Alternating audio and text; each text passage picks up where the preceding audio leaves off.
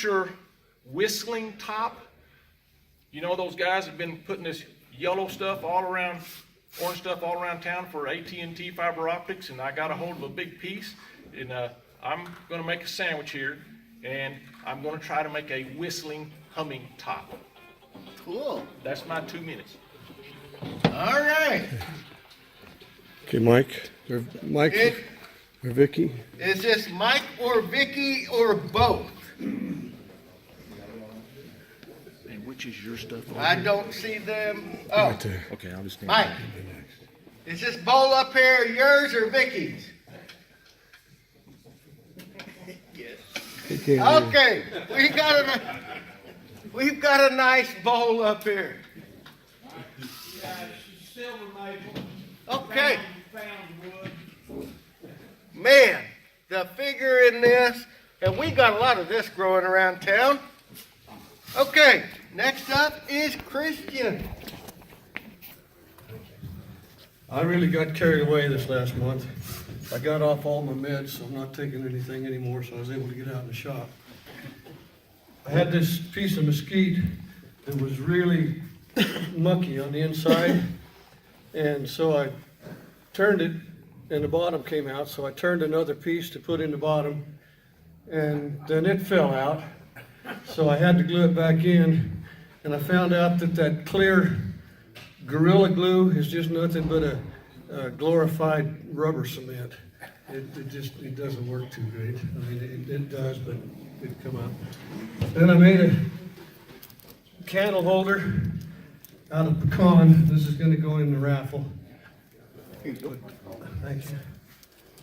And then I made a bunch of these tools here, like Jim Bob showed us the other day. That's going to go in the garden and arts thing. I made a bunch of scoops, different sizes. Like I said, I went crazy. Then I made a pen. My son and son-in-law moved, and he had a chunk of Trex material laying out in the backyard. So I took it, and I made this pen out of Trex. It's one of those ones that you use a big refill. And I put 3 sets of these in the, or 3 sets of the Trex in the raffle so you could try it yourself. It actually turns out pretty cool. I made a couple of angels. I made a really neat one that was just beautiful. It was just perfect. And I put it on the BL buffing wheel, and it grabbed it and ripped it in about 19 pieces. So that was all that was left. But other than that, I've been really doing pretty great this week. Okay. You're welcome. All right. All right. Ron Butler. Man, I don't know how I missed you coming in. You standing up here in the front talking. Imagine This is a large bowl planter, segmented maple and black walnut I made for a lady in La Mesa that's retiring. And now I've got to make one for my wife using black walnut. She likes the form on it. Our last segmented class in La Mesa, I think we had 2 people, maybe 3. I don't know if anybody's still interested in coming to La Mesa and learning how to do segmented turning or to cut pieces and glue up. But if there is anybody out there, holler at me. Maybe we'll try to do another class in April, March or April when the weather's good. And we'd like to have more than one. We used to limit them to 4. Now we're down with everybody come if you're interested. After last month's demonstration on making rings, over the Christmas holidays, looking at the Woodcraft in Utah, they've got quite a selection of blanks and that you can order and make rings. I've been blessed with 10 granddaughters. So guess what we're making at my house now? I've spent, in the last 2 weeks, I've ordered over $300 worth of ring blanks and rings from Craft Supply, so all the granddaughters are getting rings, plus all of their friends.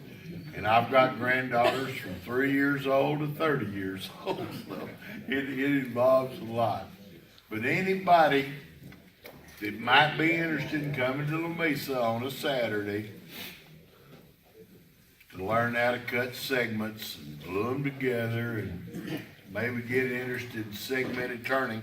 I noticed there's not but one other segmented piece up here, so I don't know, maybe we're doing something wrong. Not interested in anybody.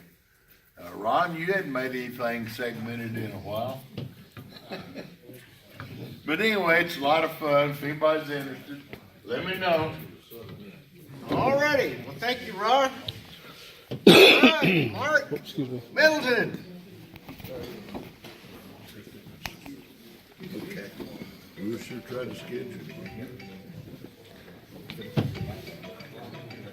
I only brought this little mallet. I've been wood carving, and I wanted a little tapping mallet for my little chisels.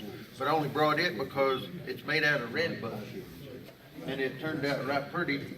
And I didn't know if anybody had ever seen red bud, but my dad cut a tree down on his place in Arkansas, and I brought a bunch of it back. Good sized tree, It was a good sized tree. yeah, because normally a young tree won't have much color. Yeah, it was a big one, and it's pretty. And this is a mesquite bowl.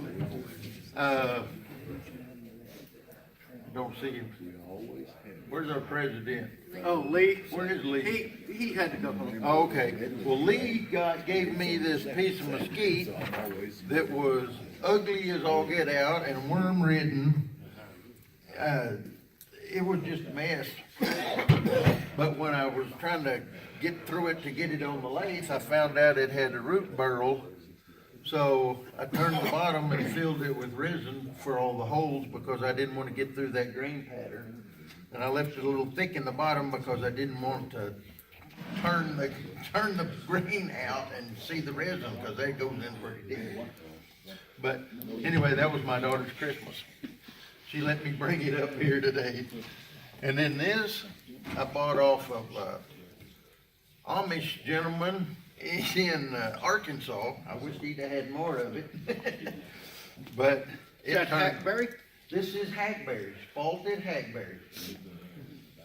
And anyway, it wasn't as much fun because it's very spalted.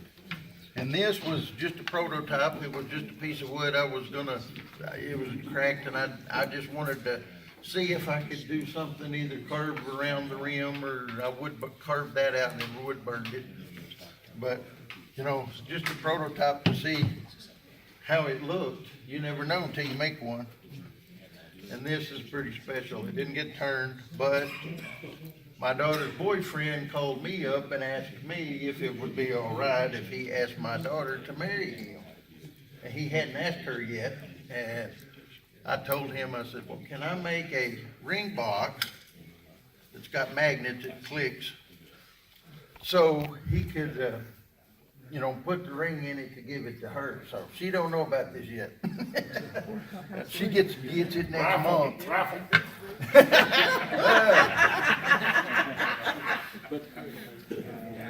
All right, well, that's great. Okay, Harry, I like these.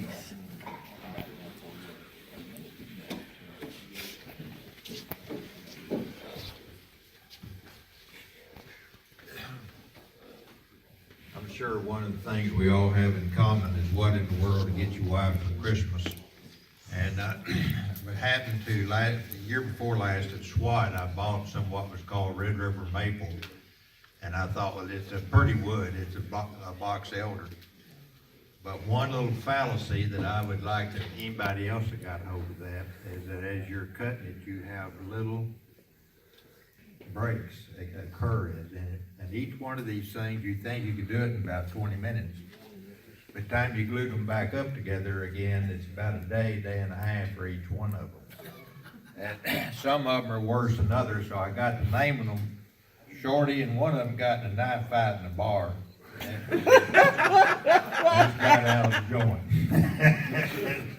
So anyhow, they're napkin ring holders, and she was pleased with it, and particularly more pleased because I put a $50 bill in each one of them. Hey! That's great.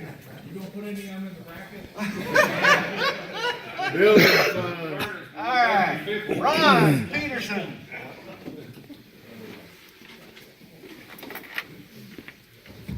Well, I did a few turnings and sent them off to Germany and North Carolina to kids and grandkids. But I run into what I thought was going to be an interesting piece of wood from a fence post. And as it turns out, it's a pretty common pine. And it was the toughest thing I think I ever. Penne. Penne, okay. It's the French tree, right? It comes apart. And it, like I say, it's just a small box, and being out of that penne, it's soft, it doesn't sand out very well, and so I even painted the bottom kind of a pretty red, just to kind of give it some class or something. Last month in the raffle, there had been an old Bodark or Osage orange fence post. And I turned the box out a bit, sent it to a son-in-law in Germany. And in the top of the little box, I inlaid a silver dollar for him. A real one. But this turned down, I had left it just rustic on the outside. This one piece of the post, I started turning down and I thought I had it round, and lo and behold, it still has about an 1/8 inch, maybe only a 1/16 of an inch of the outer bark and things, and it was shattering a little bit, and I stopped. But I'll continue on that. I might put that in a raffle if somebody thought they'd like to turn that. It's up to you. Do it. I don't know if we would consider that being a winner. Well, the box I made did not fall apart. Okay. And the box part sanded out, and it was beautiful. It's a beautiful, bright yellow wood. So I'll put that in the raffle. Maybe somebody, a real turner would get that. Well, you know, Not a beginner. in 100 years, it'll be black. I'm sorry. It'll be a slave boat. Okay. Now, Be firewood. y'all know my tendency to be punny. I've kind of saved these next two for last because there are two top turners for this month. Jim Burke.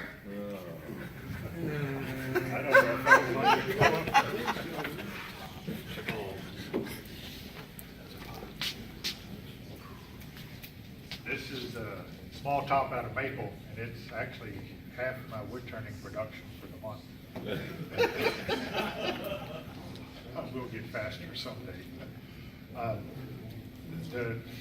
The only thing different about this top than any other is that instead of putting a steel point, I just rounded the maple so that it would work on carpet. And it does work. It took me a while to figure it out, but it does work.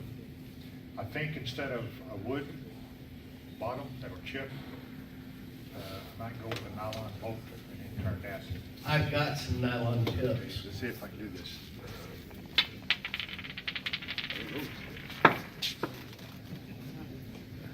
Goes. It'll spin for about 3-4 minutes. All right, it's down there. I think this would be something we could sell the dog out of. I think. Yeah, it takes about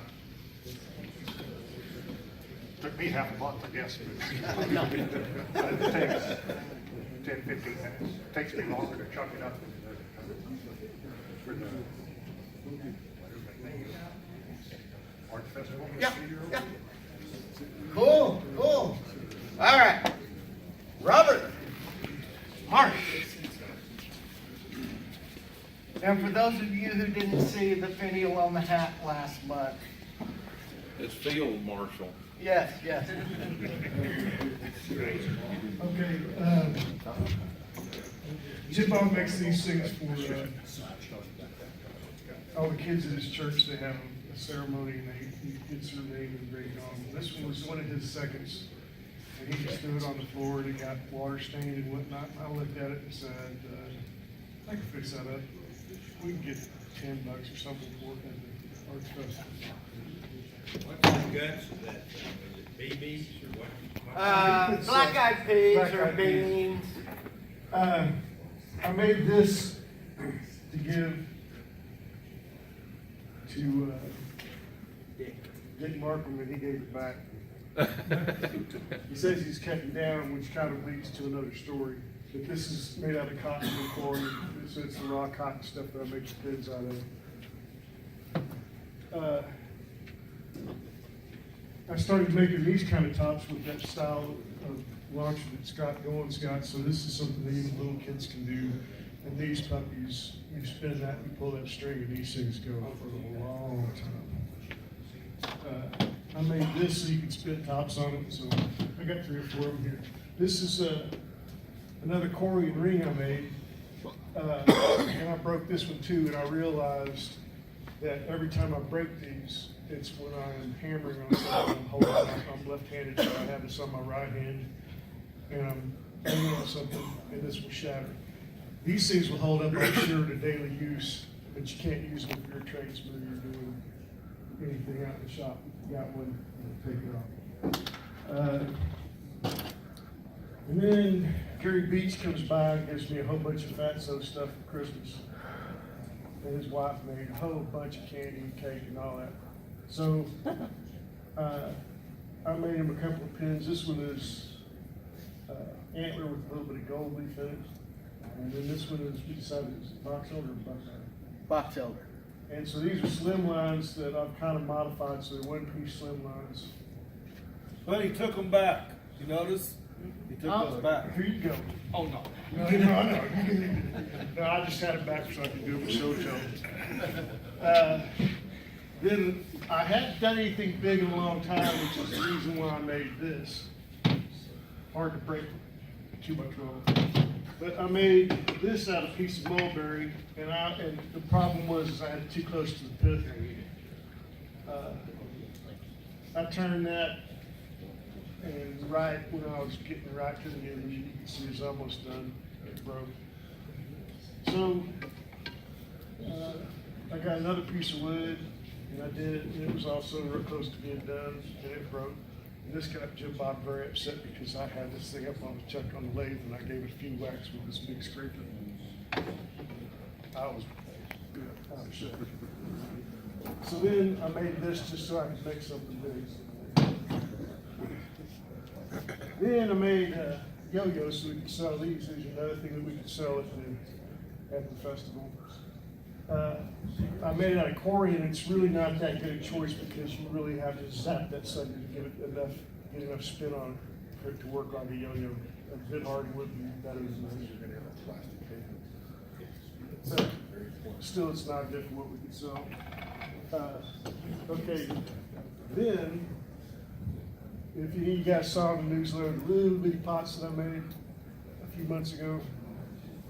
Now somebody comes and shows me another one we got on the internet and said, oh, I can make one smaller than that. I mean, somebody else made one smaller than that, so. You want me to hold the mic? Yes. So first off, this is a tool rest. What it is a 5/8" bolt, and I put a captive nut on it, and then took an old wrench that was good and cut it off and welded it on the top. The thing about this is that you can adjust this very, very finely. It allows you to do stuff like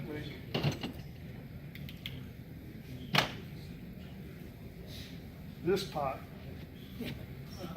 which I don't put it out here because if you sneeze, it's gone. It's about this big. It's about 1/8 of an inch in diameter.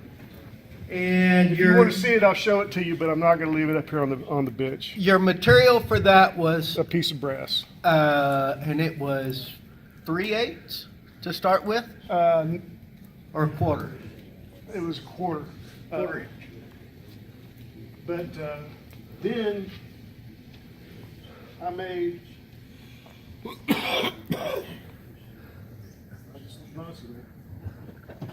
This is a piece of Texas ebony that Jim Burke gave me, and it had splits and it was ugly, and I made a box out of it, and I broke it too. Broke the lid on it, so this is a mesquite lid that's a save. And while I was doing this, something dawned on me. One of the toughest things on making small boxes is getting a good fit. It's too easy to make it to where it's too tight or too loose, and it dawned on me. What I ought to do is to get some grit, some free grit, mix it with a little bit of sanding wax, and then just like lapping valves, like you used to lap valves on your car, put it on there and just lap it to fit. And that's about it. Oh, one other thing. Now, this thing is just two pieces of MDF stuck together. I saw this. If you take one of these, I just put it on, mounted on a bolt, and Jim Bob's got this mandrel that he puts his buffer wheels on. The problem with that is every time you take it off and put it on, you have to retrue this. And if you have abrasives on it, that destroys whatever you use to true it up. So I was thinking about that, and then it dawned on me. If you have a mandrel for turning bottle stoppers, you drill a 5/16 hole, thread it on there, true it up, and then that way you can do it time after time. It'll be centered each time. You can just take your 6-inch disc of MDF. This is too big, I found out. So I took the other one and turned it down, and it's too wide, so just do a single one. But you take this and you put some white rouge on it, and you chew it up on a grinder, your screw on a grinder, you could put a razor's edge on that sucker inside of 30 seconds. And I mean a razor's edge. This thing, you turn it backwards, and you can just hear it when you get the heel and the toe of that hollow grind on there. It makes a distinctive tone. You can hear it very clearly. And really, inside of 30 seconds, you lap both sides of that puppy, and it is razor sharp. It is super easy, super fast, and nothing else comes close. Okay, one thing that is super important about that is the way lathes run usually. Yes, yeah, make sure it's going backwards. You don't want to put the point of the skew into it with it coming this way. I've got a reversible lathe, so we run that in reverse, and with the top of the wheel going away from you is the way that works safely. Become left-handed and do it from the back, like I do. Yeah, you can do that. Yeah. If anybody wants to see this little pot here, I'll show it to you, but I ain't gonna leave it out here because really, if you sneeze, it's gone. All right. And I got a magnifying glass. Yeah, it was kind of hilarious. The first one he tried, he dropped it. Dropped the top of it. Which one? Well, there was one of them you did. I mean, he's out taking the taking This- sawdust outside trying to find it. That's why you make a lot of steel, so you. Never found it. Okay, coil. Huh. I've had that happen twice, a little bit of things and losing. Well, a while back, my wife had a little sweetener bowl, and the bottom part of it was glass, and somehow it got broken. And she found another one that the metal lid didn't fit very well, and so I decided, well, why don't I just make you a little sweetener bowl? And so I started looking around at the exotic woods I had in my shop, and I found some Bolivian rosewood, some Brazilian rosewood, and some chalk de coke and along with some Purple Heart, Paduke, and Bloodwood. And so I made this little sweetener bowl, and it's just about the right size as far as I was concerned. I did have a little problem whenever I went to finish the bottom, because my jaws wouldn't contract small enough so that I could get the jaws inside the top here. So what I had to do, I just took my regular chuck and I cut up an old leather glove, and I wrapped those jaws with that leather and put it inside and expanded it there. So then I was able to finish the bottom of the bowl that way. You have to be careful not to exert too much pressure, or you'll crack that ring. I didn't want to do that. By the way, Ron, I think the reason more people don't want to get into segmented turning is because they don't like all that glue mess on their fingers. That's the reason I do it. It makes them peel it off as it dries. All right, well, I'm sure your sweetie likes that. She does. Yes, once again. All right. Thank you for everybody that brought. But Robert talked about the cotton. This is one of the raw cotton pin blanks that we've stabilized and turned and yes, it's truly a learning process. The stuff is just super abrasive on everything you work with. Just wear your tools flat out.